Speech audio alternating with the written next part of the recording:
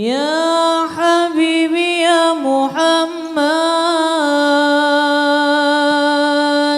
Mimpi bertemu Nabi SAW adalah nikmah yang sangat besar yang Allah berikan kepada hambanya, dan kita mohon di bulan yang mulia ini berkat puasa, berkat tarawih, berkat tadarus Quran, berkat solawat kepada Nabi ketika di dalam selah-selah solat tarawih, mudah-mudahan Allah menganugerahkan kepada kita berjumpa Nabi SAW.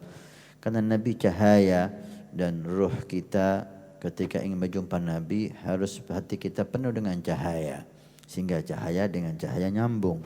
Ketika cahaya dan hati kita penuh dengan kegelapan maksiat, maka sulitlah hal itu untuk kita capai, walaupun tidak mustahil. Fadlullah wasi'. Karena itu tidak ada cara yang lebih ampuh untuk bisa berjumpa dan mimpi Nabi SAW seperti memperbanyak sholawat dan salam kepada Nabi SAW.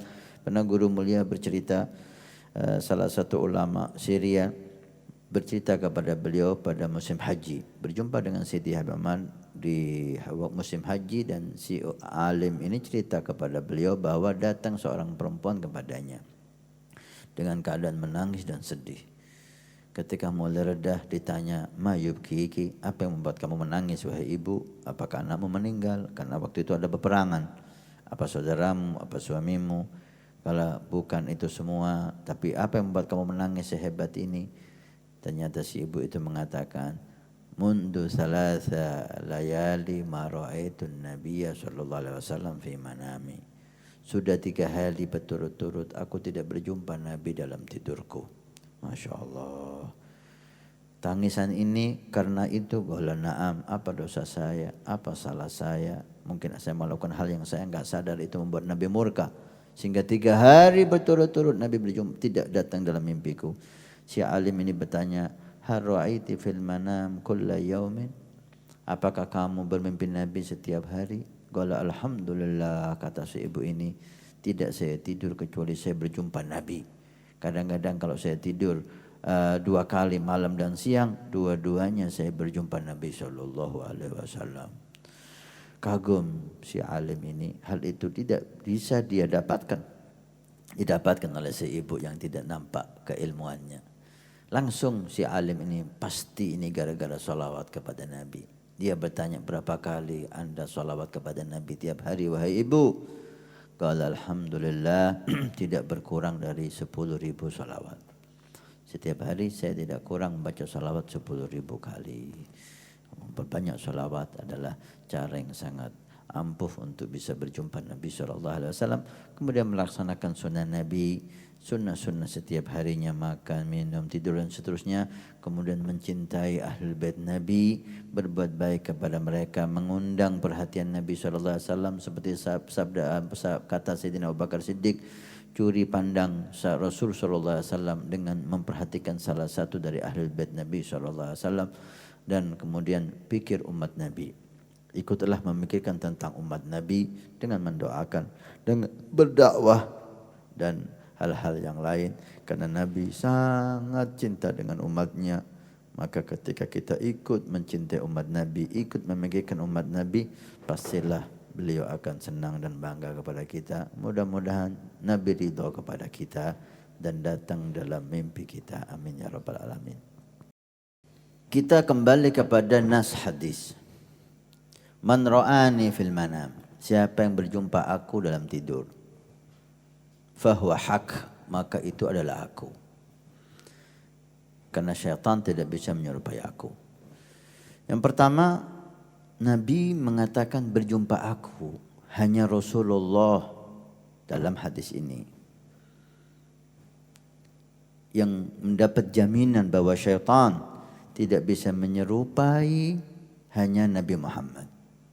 Selain Nabi Muhammad, tidak ada jaminan bahwa syaitan tidak bisa menyerupai mereka.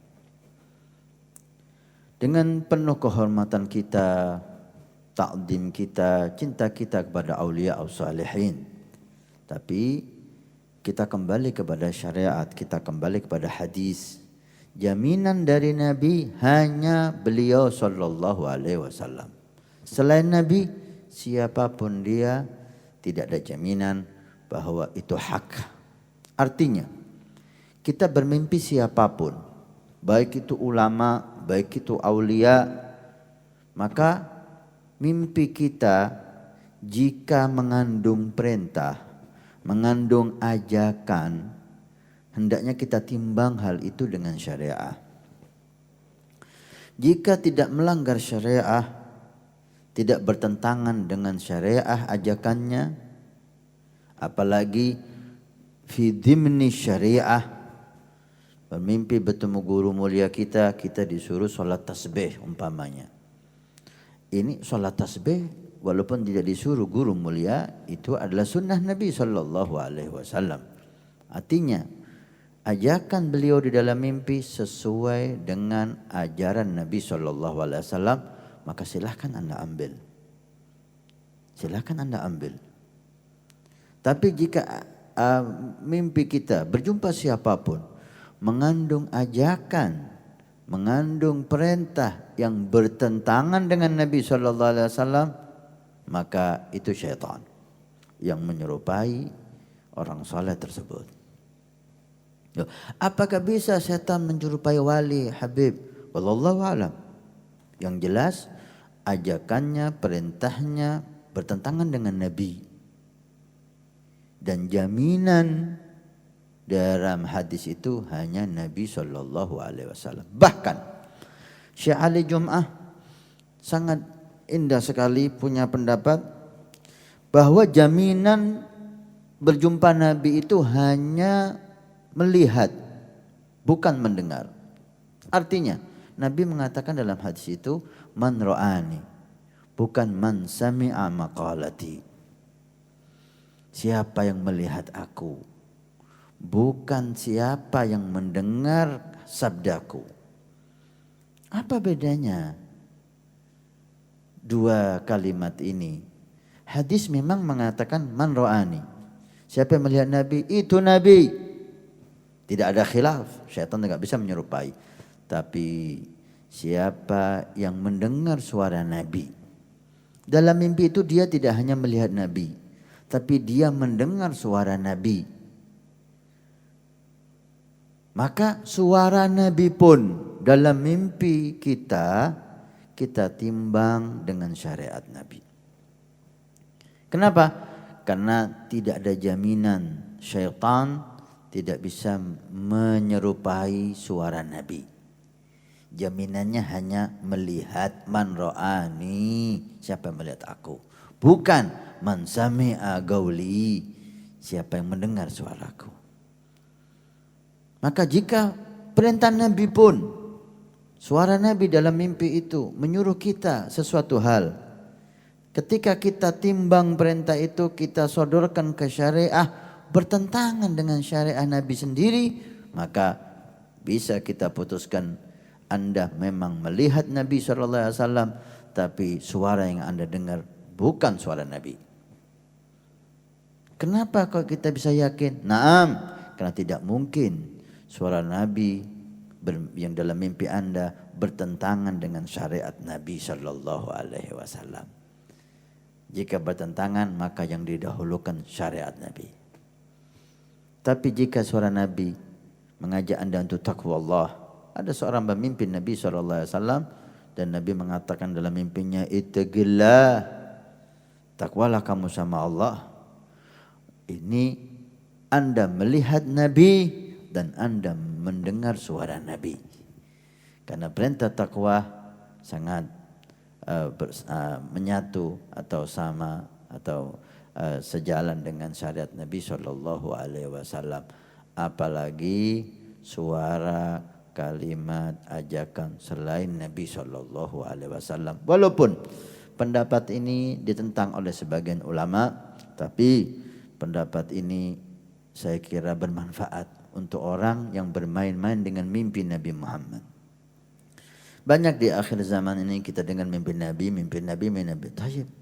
Tapi sayangnya di dalam mimpi itu ada unsur-unsur lain. Mungkin dia mimpi benar, mungkin dia bohong. Maka untuk menjaga keagungan syariat Nabi, maka kita ambil pendapat ini. Anda mimpin Nabi, alhamdulillah, Nabi menyuruh syarat seperti ini. Oh, ini melanggar syariat Nabi. Berarti kalau memang Anda benar mimpin Nabi, yang Anda dengar bukan suara Nabi. Dengan mudah kita tolak hal itu. Ya akhir.